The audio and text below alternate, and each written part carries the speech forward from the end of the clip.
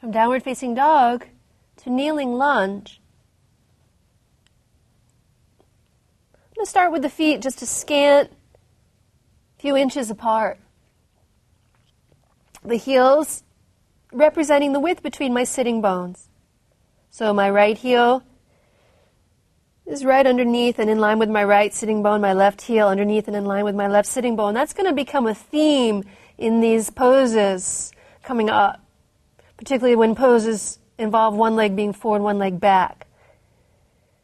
Now, folks like to take one leg up in dog pose, and there are a few different approaches. Most frequently, I see a twisting action, which is a nice stretch.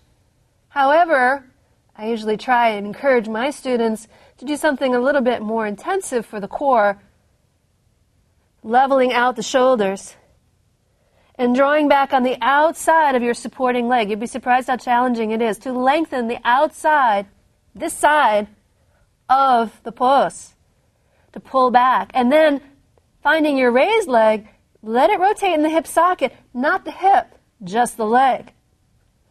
So shoulders are level, hips are pretty level, and then you lift it up as high as you feel you can, pulling it back, lifting it up, keeping the toe in line with the sits bone, not letting it cross behind, pulling it back, and when you've just had enough, you can't do any more, bring it forward, put it down. Thank heavens.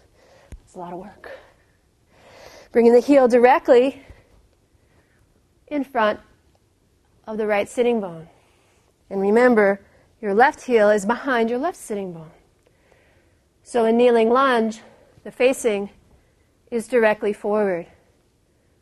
This is also going to become essential as we start to lift up and bend backwards in crescent moon and kneeling backward bend.